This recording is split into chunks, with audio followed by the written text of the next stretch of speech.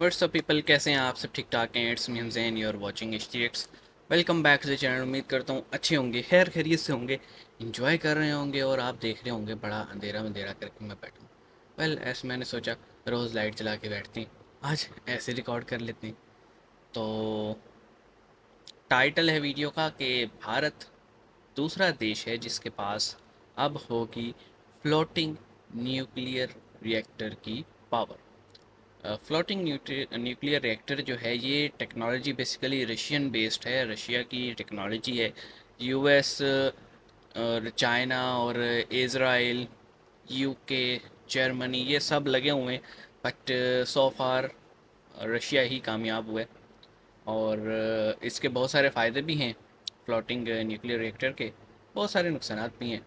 आप इसे offshore facilities पे इंस्टॉल कर सकते हैं, ठीक है, आप अपने मेन लैंड को बचा सकते हैं, but still when it comes to nuclear power it has its own hazards. तो देखते हैं वीडियो को। 3 2 1 इन। हेलो हेलो फ्रेंड्स, जय हिंद। हिंदुस्तान स्पेशल में आपका स्वागत है। हेलो। दोस्तों, रूस ने भारत को ऐसी परमाणु तकनीक देने की पेशकश की है जिससे भारत की क्षमता पेशकश में की है। महत्वपूर्ण बदलाव आ सकता है। रूस की सरकारी परमाणु ऊर्जा कंपनी रोसाटॉम ने भारत को फ्लोटिंग परमाणु ऊर्जा संयंत्र के निर्माण और संचालन की तकनीक ऑफर की है। आपको यहाँ बता दें कि ओके। ये तकनीक सिर्फ रूस के पास है, यहाँ तक कि अमेरिका के पास भी ये टेक्नोलॉजी नहीं है। ये तो हमें भारत पता समेत है। पूरी दुनिया में इस तरह के रिएक्टर को लेकर रुचि बढ़ रही है। वर्तमान में रूस के पास दुनिया का इकलौता पानी पर तैरता हुआ परमाणु ऊर्जा संयंत्र है जो एकेडेमिक लोमोनोसाव जहाज पर लगाया गया है। ये वर्तमान में पेवेक ओके। में बिजली की सप्लाई कर रहा है जो रूस के उत्तरी आर्कटिक में स्थित एक बंदरगाह शहर है। रूस के अलावा किसी भी देश के पास यह टेक्नोलॉजी अभी नहीं है। भारत और रूस के बीच जमीन पर आधारित बड़े परमाणु ऊर्जा संयंत्रों पर नियमित बातचीत पहले से होती रही है, लेकिन फ्लोटिंग बड़े न्यूक्लियर पुराने रिएक्टर की साथी भी हैं जी। पेशकश एक बड़ा कदम है। खबर आ रही है कि रशिया ने भारत को अपना floating nuclear power plant offer किया है। आपको पता है कि पिछले कुछ सालों से भारत भी इलेक्ट्रिसिटी जनरेट करने के लिए कई सारे न्यूक्लियर पावर प्लांट डेवलप कर रहा है। बट यार, लेकिन वो न्यूक्लियर से पावर प्लांट होते इलेक्ट्रिसिटी हैं लैंड डेंजरस है। बेस्ड, यानी कि जमीन के फुकुशिमा ऊपर। हमारे मगर सामने आज है। से 7-8 साल पहले रशिया चेरनोबिल। ने एक फ्लोटिंग न्यूक्लियर पावर प्लांट बनाकर उसको डिप्लॉय भी कर दिया था। दरअसल रशिया ने एक शिप को मॉडिफाई किया था और उसके अंदर ही nuclear reactors, steam generator, turbine, condenser, cooling system ये सब फिट करके एक फ्लोटिंग न्यूक्लियर पावर प्लांट बना दिया था जो समुद्र में कहीं भी ले जाया जा सकता है। ऐसा करने वाला रशिया दुनिया का पहला देश है। अब आप सोच रहे होंगे कि इसके क्या फायदे हैं। फॉर एग्जाम्पल, अगर भारतीय सरकार को अंडमान निकोबार या फिर लक्षद्वीप आइलैंड्स के ऊपर किसी भी छोटे आइलैंड को डेवलप करना हो, वहाँ पर कोई प्रोजेक्ट स्टार्ट करना हो या भेज फिर कोई सकते हैं कंस्ट्रक्शन इसको। करनी हो तो उसके लिए portable floating power nuclear plant. Power plant को वहाँ पर पहुंचाया जा सकता है। तुर्किया में वो जो 3 पाकिस्तानियों ने इंडियन को किडनैप किया, हाँ, न्यूज़ देखी थी मैंने। $24,000 मांगे थे लेकिन पकड़े गए। आरज़ू ये पहली दफ़ा नहीं हुई, मैं मज़े की बात बताऊँ, क्योंकि मैं खुद यूरोप जाता रहता हूँ, मेरे बहुत जान पहचान है वहाँ, मेरी फैमिली काफ़ी यूरोप में बेस है। वहाँ पे ये पहली दफ़ा उन्होंने भारतीय शहरी को उन्होंने किडनैप किया है, वरना रूटीन है ग्रीस के अंदर, तो पाकिस्तानियों को यही काम है। स्पेन के अंदर, कि ये किसी बच्चे का पता चल जाए कि इसके माँ बाप के पास खा पैसे लो। हैं, पीछे इनकी जमीन है, कारोबार है, उसको किडनैप कर लेते हैं पाकिस्तानी बच्चे, फिर उसको मार मार के उसकी वीडियो बना बना के पीछे भेजते हैं, फिर पैसे लेते हैं उससे।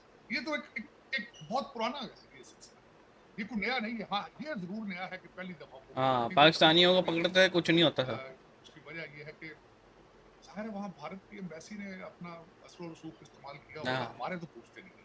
आपको पता ही है, किर्गिस्तान में रुलते रुलते फिर रहे हैं। फंसे हैं, हम बेचारे रोजाना वीडियो बना बना के रो रहे हैं, चाहिए कोई पूछने वाला नहीं, कोई पुरसाने हाल नहीं। बल्कि मेरी इंफॉर्मेशन के हिसाब से वहाँ पे कोई छोटा सा हमला, 3-4 बंदे की एम्बेसी है आपकी, उन्होंने भी अपने फोन बंद कर या उठाते हैं, उठा के बंद कर।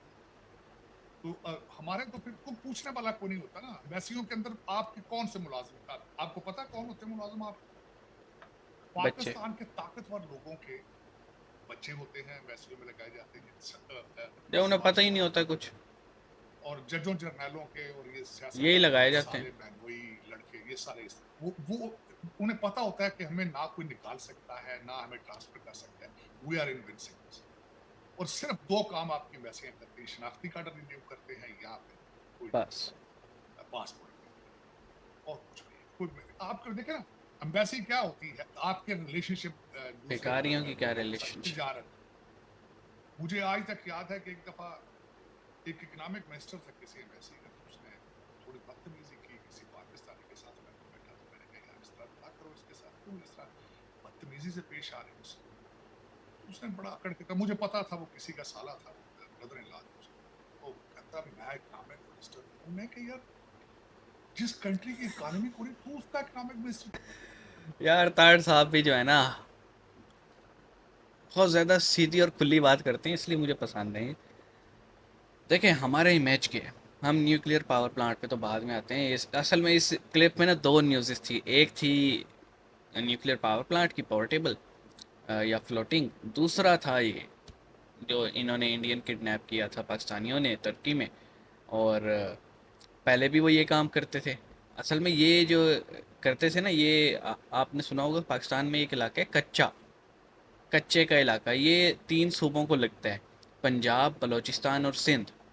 इनके बीच में ये इलाका है जिसे ये कहते हैं कच्चे का इलाका। और होता क्या है कि वहाँ पे लोगों को बुलाया जाता है, हनी ट्रैप किया जाता है, या फिर सेल्स एजेंट बन के कॉल की जाती है, या फिर वैसे ही अगर कोई वहाँ से गुज़र रहा हो अपनी गाड़ी पे, बस ड्राइवर हो या फिर ट्रक ड्राइवर हो, इनको ये लोग उठा लेते हैं, किडनैप करते हैं, फिर इनका फेंटा लगाते हैं, वीडियोस बनाते हैं और पीछे फैमिली को ना उन्हीं के नंबरों से भेजते हैं कि तुम्हारा बंदा या बच्चा हमारे पास है, इतने पैसे दो नहीं तो मार देंगे। और 90% केसेस में यही होता है कि या तो लोग पैसे दे देते हैं या फिर जो है ना वो उन्हें मार देते हैं मार मार के। रिसेंटली तो एक बहुत ही दर्दनाक वाक़या हमारी आंखों से गुजरा कि डीजी खां में जो है ना एक गैंग था, उन्होंने लाइव स्ट्रीम करते हुए ना हाथ और पाँव काट दिए एक शख्स के चाकू से, लाइव स्ट्रीम करते हुए हाथ, पाँव, नाक और कान, और वो ऐसे काट रहा था, उससे बिल्कुल भी वो नहीं हो रही थी। वो तो फिर रेंजर्स जो थे और पाकिस्तान आर्मी, उन्होंने ऑपरेशन किया और उनके पूरे गैंग को उनके कहते हैं ना डेरे में घुस के मारा था। तो बिल्कुल सेम टेक्निक पे ना ये लोग मुख्तलिफ ममालिक में पाकिस्तानियों को इसी तरह पता लग जाए ना कोई माल वाला है या इसके पीछे देखने वाला कोई है, तो ये उन्हें उठाते हैं, किडनैप करते हैं, मारते पीटते हैं, वीडियोस पीछे दिखाते हैं और पैसे लेते हैं। पहली दफ़ा ऐसे हुआ इन्होंने किसी इंडियन को पकड़ा और ये फंस गए। और तार साहब वही बता रहे थे कि हमारी एम्बेसी सिर्फ 2 ही काम करती हैं, शनाख्ती कार्ड बनाना, पासपोर्ट रिन्यू करना, बस। बाकी कोई पाकिस्तानी मर जाए, खप जाए, कुछ हो जाए उसके साथ इन्हें कोई लेना देना नहीं, क्योंकि सारे सिफारशी लोग बैठे होते हैं। हाँ उन्हें ज़रूर लेना देना होता है जो मेरिट पे आते हैं और अपने फिर सिटीजन्स का ख्याल भी रखते हैं, जैसे इंडिया के केस में हमें देखने को मिला। सेकंड न्यूज़ थी फ्लोटिंग पावर प्लांट जी। मैंने स्टार्टिंग में बात की थी कि nuclear energy has its on pros and cons. फ़ायदेमंद भी बहुत है, ख़तरनाक भी बहुत है। हमारे सामने फुकुशिमा पावर प्लांट जापान का और Chernobyl power plant Soviet union का एग्जांपल हैं, रीसेंट एग्जांपल्स हैं, हम अभी नेट पे सर्च करें मिल सकती हैं। क्या हुआ जी, आज कोई जा नहीं सकता वहाँ, कोई जा नहीं सकता उन इलाकों में, और लोग अपने घरों से निकले, लोगों की अब तक जनरेशन्स भुगत रही हैं उस चीज़ को। तो ठीक है आप मेन लैंड को तो बचा लेंगे, लेकिन जब वो फ्लोट कर रहा होगा और उसके इम्पैक्ट से कोई सुनामी आ सकती है, कुछ भी हो सकता है। हम दुआ तो यही करेंगे इस तरह का कभी कुछ ना हो, लेकिन यू नेवर नो। ठीक है, तो इस पे आप क्या कहेंगे कमेंट सेक्शन में बताइएगा। मिलेंगे, अपना ख्याल रखिएगा, सी यू।